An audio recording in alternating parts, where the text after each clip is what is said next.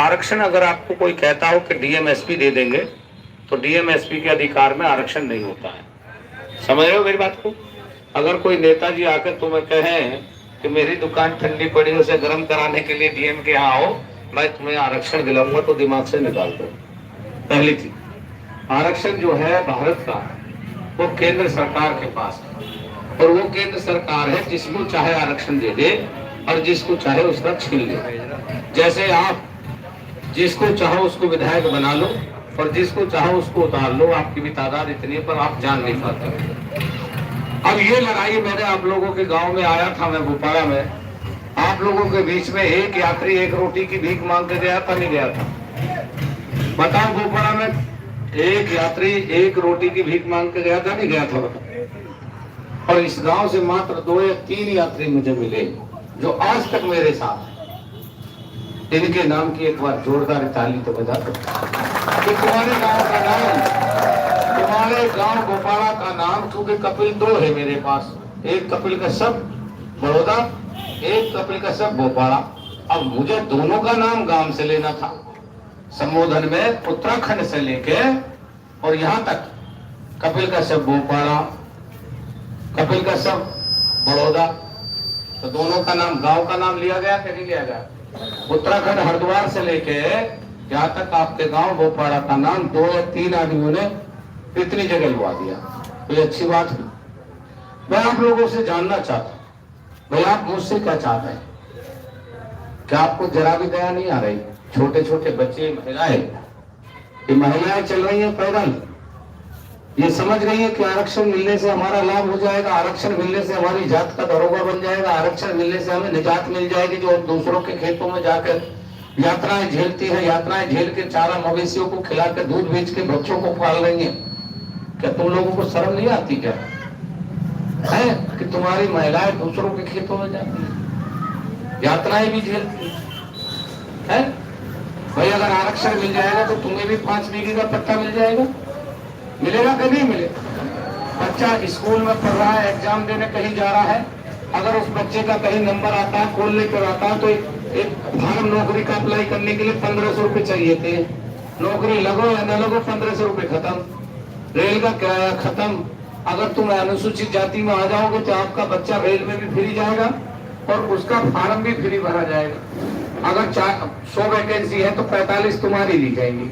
बताओ ली जाएंगे कि नहीं ली जाएंगे पढ़े लिखे बच्चे?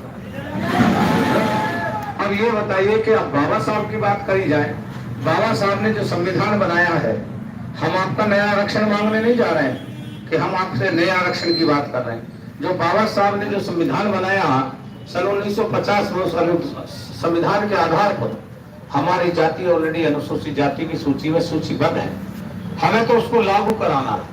हमारी जो मांग है कि हमारा आरक्षण लागू करो, जिस प्रकार हिमाचल का कश्यप अनुसूचित जाति में आता है, जिस प्रकार दिल्ली का कश्यप अनुसूचित जाति में आता है। जब एक देश एक संविधान है, एक देश एक संविधान है, तो एक देश एक संविधान के हिसाब से लागू करो। हमारा सिर्फ कहना क्या है, क्या कहना है हमारा, कि हमारा आरक्षण लागू करो। भाई बार बार हमें आश्वासन दिया जाता है, बार बार आदेश भेज दिया जाता है। जब चुनाव आता है, जब चुनाव आता है तो आरक्षण का आदेश आ जाता है, लेकिन प्रमाण पत्र किसी को मिला? बताओ। 14 दिन बुढ़ाना में धरना दिया, 14 दिन बुढ़ाना में धरना दिया, बताओ आरक्षण मिला? आरक्षण दिल्ली से मिलेगा। तो आप मुझे हाथ उठा के बताओ कि कल सुबह पूर्वाह्न कितने लोग आएंगे दिल्ली को चलने के लिए?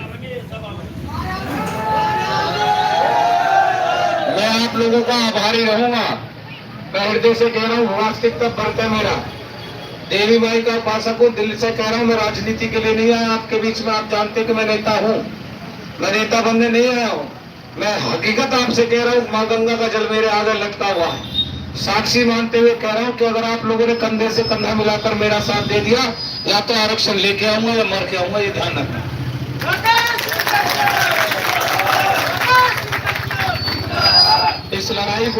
इस लड़ाई को इतनी मजबूती से आज तक किसी नेता ने अपने निजी वैसे नहीं उठाया होगा।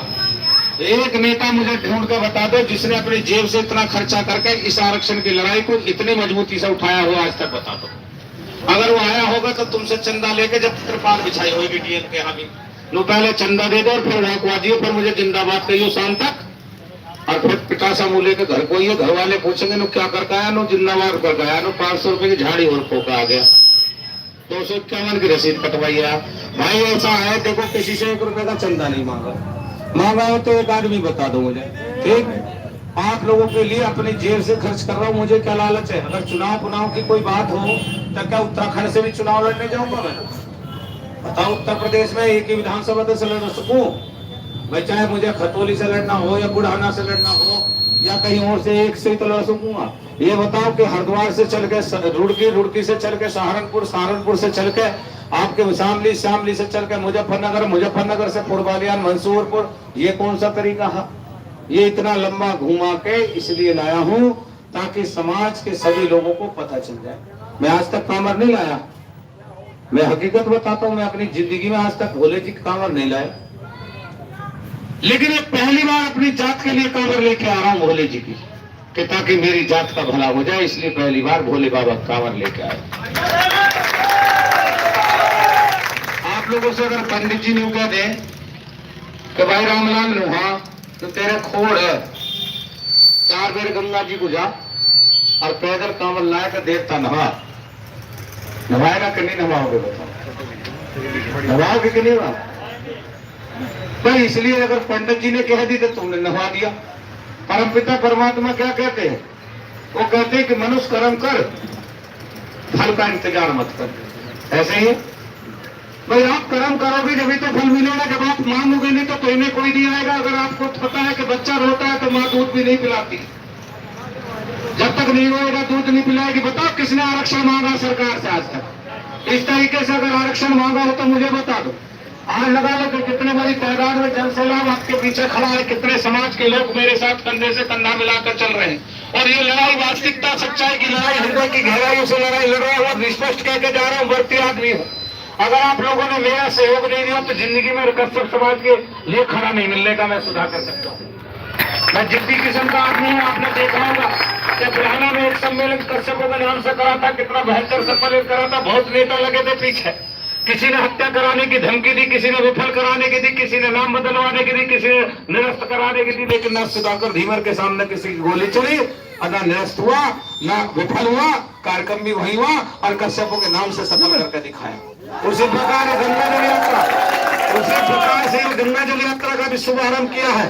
तो ये हकीकत दिल से कर रहा हूँ और दिल से घर में आग लगा के, पैसे में आग लगा के रात और दिन पैदल चलने का काम आपके लिए कर रहा हूं, ताकि सरकार भी जग जाए और मेरी जात के ये खूंगे बहे लोग भी जग जाए। इसलिए रात दिन पैदल चलने का काम कर रहा हूं। आप बताइए कि अगर आरक्षण मिल जाएगा तो आपका भविष्य तय होएगा कि नहीं होगा? के लिए सुधाकर का ही भला होगा। 3 बच्चे, 2 बेटा 1 बेटी। बेटी का नु कह दू लाली तेरा तो मेरा बिन नाम से ब्याह हो जाएगा, बात खत्म हो गई। होगा नहीं मेरे नाम से, उसकी कोई मेरी बेटी की डिग्री थोड़ी पूछेगा, लेकिन पीसीएस जे की तैयारी कर रही। बेटा कभी ऐसी हो जाएगा नाम मंत्री जी का लौंडा हो गया। मुद्दा इस बात का नहीं है, मेरा तो होगा, लेकिन आपका क्या हुआ जिसके लिए मैं रात और दिन भग रहा हूँ? ये सलोनी कश्यप बेचारी ही पुरवालियान की रहने वाली, ये भी समाज में जितना इनके बस की उतना ये भी करती है। लेकिन ये बताइए कि आखिर हम लोग तो कर सकते हैं और जो लोग काम कर सकते हैं उनके साथ आप खड़े नहीं हो सकते, लेकिन गलती कहीं ना कहीं तुम्हारी भी नहीं है।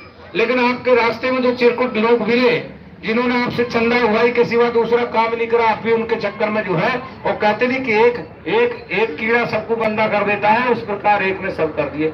लेकिन कहीं ना कहीं आपकी भी कमी है। कहते हैं लोग के पानी पीजिए छान कर, गुरु बनिए जान कर। भाई आपको भी तो थोड़ा सा फर्ज बनता है कि आप भी तो देख ले कि नेता नर है कि मादीन। बताओ, आपका भी फर्ज बनता है। ये लड़का तुम्हारे गांव का है, इससे पूछो कहाँ कहाँ झटके मिले, कितने कहाँ कहाँ कौन कौन अधिकारी मिले, किस अधिकारी को किस तरीके से समझाया, ये भी बता देगा।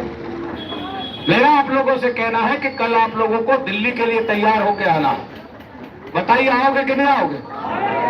आपके खाने की, रहने की, सोने की व्यवस्था सुधाकर धीमर करेगा। अगर मैं भूखा हूँ तो आपकी गारंटी नहीं होगी, लेकिन मैं अच्छी हूँ तो आपको खिलाने का काम करूंगा। आप मेरा साथ दो, आप मेरा साथ दो, मैं आपको आरक्षण दिलाऊंगा। ये सच्चाई। तो मुझे बताओ कितने लोग आएंगे कल पुरवालियान? तैयार होकर आना होगा।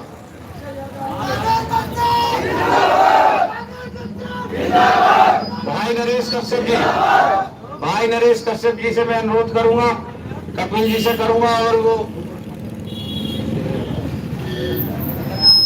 रतन कश्यप जी, मैं आप सब लोगों से अनुरोध करूंगा कि मुझे शाम तक ये बताया जाए आज कि हमारे गांव से इतने ट्रैक्टर ट्रॉली आपके साथ चलेंगे और इतने लोग, एक ट्रैक्टर में कम से कम 50 आदमी से कम नहीं चाहिए थे। अली भगवान कसम खा कर रहा हूं, इतने धीमे रही आके बैठ जाऊंगा तुम्हारे घर, न जाऊं न जान दो। ये ध्यान रखो, मैं कर्म से भी धीमर हूं, रंग से भी धीमर हूं, पक्का वाला धीमर हूं। अब आप बताओ, तो है बात पक्की? बताओ कश्यप जी क्या ट्रैक्टर ट्रॉली कहा? मदन भैया, मदन जी कहाँ गए? वो नावला नरेश कश्यप जी, तीनों चारों कर्म एक कपिल, तीनों चारों मिलकर मुझे शाम तक बताएंगे कि इतने ट्रैक्टर ट्रॉली। और माताएं बहनें आप भी सुन लो, आपको भी आना है। देखो ये रही महिलाएं, आप लोग भी आओ, एक ट्रैक्टर में बैठ जाओ। बताओ दूसरों के खेतों में जाके यात्राओं से तो अच्छा है, लोग गहरी घास काट रही है पहले भाड़ा को लगान, उससे अच्छी हो अभी। अगर अपना खेत हो जाएगा 5 बीघे का तो अपने वो शान से जाओगे कि नहीं? तो इसलिए मैं आपसे कह रहा हूं, मैं वोट मांगने नहीं आया, नोट मांगने नहीं आया, मैं आपके बच्चों के भविष्य और आपका हक अधिकार के लिए आया हूं। अगर आप अपना हक अधिकार पाना है तो निश्चित तौर पर आपको दिल्ली आना है। इसी के साथ पुनः मैं आपका सभी का आभार और धन्यवाद करते हुए जय हिंद, जय कश्यप समाज।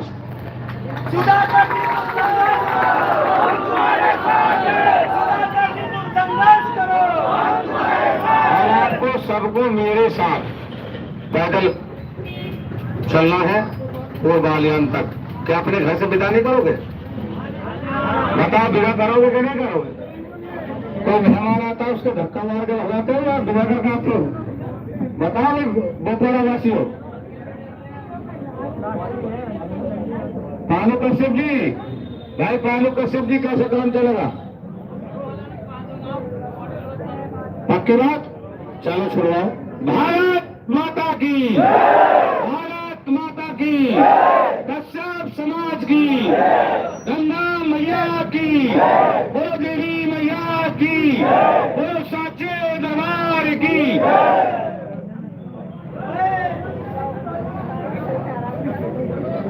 गाना बजाओ, भक्ति का गीत।